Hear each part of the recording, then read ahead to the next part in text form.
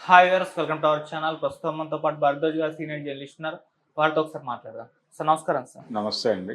Sir AM రత్నం గారు హరిహర వీరమలతో మరి మంత్లో రాబోతున్నారు. అయితే ఇప్పుడు ఆయన ఒక ఇంటర్వ్యూలో అంటే సినిమాలు కంప్లీట్‌గా ఇక చెయ్యను, మానేస్తాను అన్నట్టుగా చెప్పినట్టు ఒక వార్త వైరల్ అవుతుంది. అంటే హరిహర వీరమల్లు పార్ట్ 1, పార్ట్ 2 చేసిన తర్వాత ఇక వదిలేస్తాను, సినిమాలు చెయ్యను అని చెప్పారని చెప్పేసి వార్త అయితే వైరల్ అవుతుంది. మరి నిజంగా సినిమాలు మానేయబోతున్నారా? మానేసిన తర్వాత ఆయన నెక్స్ట్ ప్లాన్స్ ఏంటి? మరి దీనికి సంబంధించి ఏం చెప్తారు సార్? అంటే ఆయనే స్వయంగా చెప్పేశాడు ఆ విషయం. అంటే స్పెక్యులేషన్ ఏం కాదు. స్వయంగా తను ఒక ఇంటర్వ్యూలో ఈ అభిప్రాయం ప్రకటించాడు.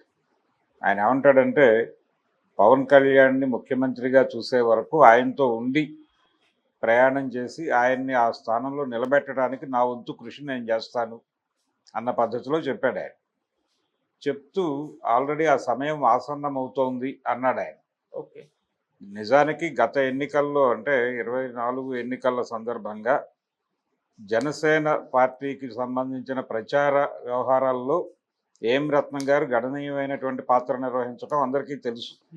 ఆయన దాదాపుగా గత 4 ఏళ్లుగా 5 ఏళ్లుగా ఈ సినిమా అనుకున్నప్పటి నుంచి నిజానికి వేరే సినిమా రీమేక్ చేయాలి అని అనుకున్నారు, కానీ అది వర్కౌట్ అవ్వలేదు. వేదాళం అది అనుకోకుండా చిరంజీవి గారి ఖాతాలోకి వెళ్ళింది. వెళ్ళి అక్కడ ఒక ఫెయిల్యూర్ ఇచ్చింది. ఆ తర్వాత ఈయన ఈ సబ్జెక్టు వెళ్ళాలి అనుకున్నాడు. అప్పటికి టైమ్లీ సబ్జెక్ట్ అనుకున్నారు అందరూ. అంటే కృష్ణ నుంచి ఐడియా రాగానే పవన్ కళ్యాణ్ కూడా ఎగ్జైట్ అయ్యాడు. కరెక్ట్ టైంలో కరెక్ట్ సబ్జెక్ట్తో వచ్చాడు ఇతను, ఇది వర్కౌట్ అవుతుంది అని. నిజానికి పవన్ కళ్యాణ్ గారు డైరెక్టర్గా ఒక సినిమా అనౌన్స్ చేశాడు ఆయన గతంలో. ఆ సినిమా సత్యాగ్రహి, అజ్ఞాతవాసి అనే సినిమా వచ్చి ఫెయిల్ అయింది. అయితే సత్యాగ్రహి అనే పేరుతో ఒక సినిమా ఈయన డైరెక్షన్లో అనౌన్స్ చేశాడు ఆయన.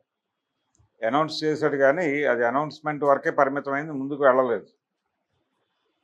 ముందుకు వెళ్ళకపోవడానికి అనేక రీజన్స్. అంటే జానీ సినిమా అప్పటికే ఫెయిల్ అయి ఉంది. అది మాత్రమే కాదు, ఈయనకి కొంచెం పొలిటికల్ ఇంట్రెస్ట్లు ఇలాంటివి ఉండటము. ఈ సినిమాలో కొంత పొలిటికల్ కంటెంటే డిస్కస్ చేయదలుచుకున్నాడు ఆయన సత్యాగ్రహిలో. అప్పటికి ఆయన పర్సనల్ లైఫ్లో కామన్ మ్యాన్ ప్రొటెక్షన్ ఫోర్స్ లాంటి ప్రకటనలు చేస్తూ ఉన్నాడు పవన్ కళ్యాణ్. ఆ సమయంలో ఆ గందరగోళంలో ఈ సినిమా ముందుకు వెళ్ళలేదు. ఆ సినిమా ప్రారంభోత్సవానికి గద్దర్ గారు వీళ్ళందరూ హాజరయ్యారు. ఆ తర్వాత అది ఆగిపోయింది. తర్వాత ఆయన ఇతర సినిమాలతో కొనసాగాడు. పవన్ కళ్యాణ్తో ఆయన సాన్నిహిత్యం కొనసాగుతూనే వచ్చింది. ఖుషీ లాంటి, అంటే ఆయన కెరియర్లో ఒక బిగ్గెస్ట్ హిట్ ఖుషీనే. ఖుషీ తర్వాత వచ్చిన సినిమాలేవి నిలబడలేదు. ఆ తర్వాత కొంత మేరకు జల్సా నిలబడింది, తర్వాత అత్తారింటికి దారేది, అలా నడిచింది ప్రయాణం. అందుకని పవన్ కళ్యాణ్కి గుర్తుండిపోయేటువంటి హిట్ ఖుషీ కాబట్టి ఆ సినిమా నిర్మాతగా ఏఎం రత్నం పట్ల ఆయనకి ఎప్పుడూ గౌరవం ఉంటుంది. ఓకే. ఈయన కూడా ఆ గౌరవాన్ని పురస్కరించుకుని ఆ కాంపౌండ్లో ఉంటున్నాడు. ఉంటూ ఇక అక్కడే ఉండిపోవాలి అనేది ఒక అంతిమ నిర్ణయంగా చెప్తున్నాడు ఆయన. అంత మాత్రం చేత ప్రొడక్షన్ హౌస్ మూసేస్తారు అని కాదు. ఎందుకంటే ఆయన పిల్లలిద్దరూ ప్రొఫెషన్లోనే ఉన్నారు. జ్యోతికృష్ణ ఆయన కుమారుడే ఇప్పుడు ఈ సినిమాకి డైరెక్టర్. క్రిష్ గారు తప్పుకున్న తర్వాత ఏది ఇప్పుడు చేస్తున్నటువంటి హరిహర వీరమల్లు రేపు రిలీజ్ అవబోతున్న సినిమా, దీనికి పార్ట్ 2 ఉంది. ఆ పార్ట్ 2 కూడా అయిపోయిన తర్వాత నేను సినిమా నిర్మాణం నుంచి విరమించుకుంటాను అంటున్నాడు ఆయన. అంటే ప్రొడక్షన్ నుంచి తను రిటైర్మెంట్ తీసుకుంటాడు. తన సంస్థ ఉంటుంది, సూర్య ఫిల్మ్స్ అనేటువంటి తన బ్యానర్ కొనసాగుతుంది. వాళ్ళ పిల్లలు దాన్ని టేకప్ చేసుకుని ముందుకు తీసుకెళ్తారు. అలా తన రిటైర్మెంట్ లైఫ్ని జనసేన పార్టీ సేవలో గడపాలి అని ఏఎం రత్నం గారు సీరియస్గానే నిర్ణయం తీసుకున్నట్టుగా మాట్లాడుతున్నాడు ఆయన. కాన్షియస్గానే ఉన్నాడు, బలంగా మాట్లాడుతున్నాడు. అలాగే పవన్ కళ్యాణ్ని సీఎంగా చూడాలి అనేది నా లక్ష్యం అని చెప్తున్నాడు ఆయన. కానీ పవన్ కళ్యాణ్ సీఎం అవటం అనేది అంత ఈజీ వ్యవహారమా అనేది ఓ ప్రశ్న. అంటే వచ్చే ఎన్నికల్లో పవన్ కళ్యాణ్ సీఎం కావాలి అంటే ఇప్పుడు ఈ కూటమి నుంచి తెలుగుదేశం పార్టీ నిష్క్రమణ అయినా జరగాలి.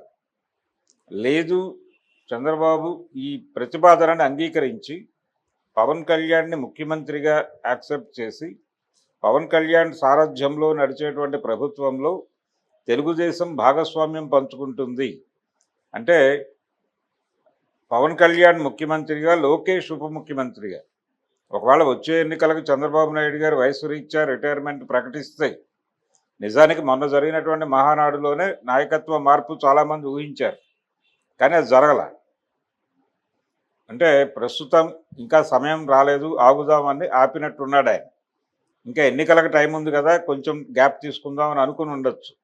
ఆల్రెడీ లోకేష్ రాజ్యమే నడుస్తోంది అక్కడ, నడుస్తోంది. ఇప్పుడు దీన్ని బహిరంగంగా ప్రకటించడం ఎందుకు అనే ఉద్దేశంతో డ్రాప్ అయి ఉండొచ్చు ఆయన. ఇప్పుడు పవన్ కళ్యాణ్ ముఖ్యమంత్రి కావటం అంటే వచ్చే ఎన్నికల తర్వాత లోకేష్ ఉప ముఖ్యమంత్రి కావాల్సిన పరిస్థితి ఉంటుంది. దానికి తెలుగుదేశం పార్టీ ఆంతరంగికంగా అంగీకారం తెలిపేటువంటి అవకాశం ఉందా అంటే, తన్ని తాను ప్రిపేర్ చేసుకోవాలి ముందు పార్టీ. తన్ని తాను ప్రిపేర్ చేసుకునే మూడ్లో ఉందా అసలు తెలుగుదేశం పార్టీ? ఎందుకంటే తెలుగుదేశం పార్టీలో నాయకత్వం మారాలి, అలాగే ప్రభుత్వ పగ్గాలు కూడా యువ నాయకత్వానికి అప్పచెప్పాలి. చంద్రబాబు నాయుడు గారు పై ఎత్తు నుండి అన్నీ జాగ్రత్తగా గమనించాలి, ట్రైన్ చేయాలి అన్న పద్ధతిలో తెలుగుదేశం పార్టీకి చెందిన మీడియాలో విపరీతంగా కథనాలు వచ్చాయి ఇటీవల కాలంలో. అంటే వాళ్ళందరూ కూడా చాలా ఈగర్గా ఉన్నారు లోకేష్ని ముఖ్యమంత్రిగాను పార్టీ అధ్యక్షుడిగాను చూడటానికి. చాలామంది వ్యాసాలు రాశారు తెలుగుదేశం పార్టీని భుజాన మోస్తున్నటువంటి పత్రికల్లో. ఈ నేపథ్యంలో వచ్చే ఎన్నికల్లో అంటే ఇప్పుడు ఏం రత్నం గారు చెప్పినట్టు పవన్ కళ్యాణ్ వచ్చే ఎన్నికల్లో ముఖ్యమంత్రి అయిపోతే, దానికి చంద్రబాబు ఓకే చెబితే, అప్పుడు ఉప ముఖ్యమంత్రిగా సర్దుకోవటానికి లోకేష్ సిద్ధంగా ఉన్నాడా లేదా అన్న ఒక ప్రశ్నని ఏం రత్నం గారు తనకు తెలియకుండానే రైజ్ చేశాడు. వచ్చే ఎన్నికల్లో ఆయన ఎట్లాగో ముఖ్యమంత్రి అయిపోతాడు, ఆయన ముఖ్యమంత్రిగా చూసి చాలు నాకు ఈ జీవితం అన్నట్టుగా. అంటే హరిహర వీరమల్లు పార్ట్ 1తో ఏర్పడినటువంటి ఒక బేస్మెంట్ మీద హరిహర వీరమల్లు పార్ట్ 2 రిలీజ్ అయిన తర్వాత ఏర్పడే వాతావరణంలో పవన్ కళ్యాణ్ ముఖ్యమంత్రి అవుతాడు, ఇప్పటికే ప్రజలు ఆయన్ని ముఖ్యమంత్రిగా కావాలని కోరుకుంటున్నారు అనే ఆకాంక్షను కూడా ఇంటర్వ్యూలో ఆయన వ్యక్తం చేశాడు. అంటే తెలుగుదేశం పార్టీ ఈ ఇంటర్వ్యూలను చాలా జాగ్రత్తగా గమనిస్తుంది అనే విషయం చూడాలి ఆయన.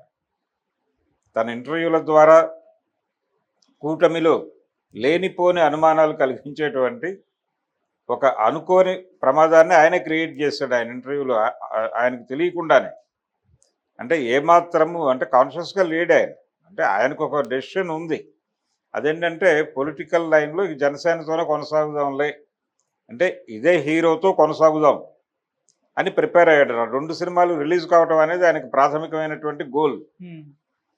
దాని మీద పెట్టినటువంటి డబ్బులు రికవరీ కావాలి. ఇప్పుడు ఫస్ట్ పార్ట్లో కాకపోతే సెకండ్ పార్ట్ అనేది ఒక బెల్లం చూపించి అలా ఆపుతారు వాళ్ళు. ఏది ఈ సినిమాకి ఫైనాన్స్ చేసిన వాళ్ళని కొంత పేమెంట్లు చెల్లుబాటు అయ్యి కొంత కాక హోల్డ్ అయితే పార్ట్ 2 ఉంది, మీరు టెన్షన్ పడకండి అని చెప్పడానికి ఉంటుంది. ఇది కూడా రిలీజ్ అయిపోతే ఆయన ఫ్రీ అయిపోతాడు. ఫ్రీ అయిపోయిన తర్వాత ఇంకా రాజకీయాల్లో కొనసాగితే ఇప్పుడు పవన్ కళ్యాణ్తో ఆ తర్వాత కూడా ఇదే బైండింగ్ ఉంటుందా అనేది చూడాలి. ఉంటే కొనసాగుతాడు రాజకీయాల్లో. అంటే ఆయన వయసు రీత్యా కూడా అయిపోయింది, చివరి దీనిలో ఉన్నాడు ఆయన. పిల్లలకి బాధ్యతలు అప్పచెప్పేసి తను అనుకున్న పని ప్రశాంతంగా ఆ ఏరియాలో ఉండాలి అని అనుకుంటే కనుక జనసేన పార్టీలో ఆయన చివరి క్షణం వరకు గడిపేసే ఛాన్సెస్ ఉన్నాయి. పవన్ కళ్యాణ్ గారితో ఆయనకున్న రిలేషన్ని బట్టి అదే జరుగుతుందని అనుకుందాం. అది జరగకపోయినా ఆశ్చర్యపడాల్సిన అవసరం లేదు. పార్ట్ 2 కోసం అన్నాడు ఈ మాట అన్నంత వరకే తీసుకోవాలి తప్ప మనసుకు తీసుకోవాల్సిన అవసరం లేదు. ఆయన ఇచ్చిన స్టేట్మెంట్లో కీలకమైన మెలిక ఏంటంటే, వచ్చే ఎన్నికల్లో కాదు పై ఎన్నికల్లో ఆయన ముఖ్యమంత్రి కావాలన్నా ఒక అడ్డం ఉంది అక్కడ. తెలుగుదేశం అనేటువంటి ఒక హర్డిల్ ఉంది ఆయన ముఖ్యమంత్రి కావాలంటే.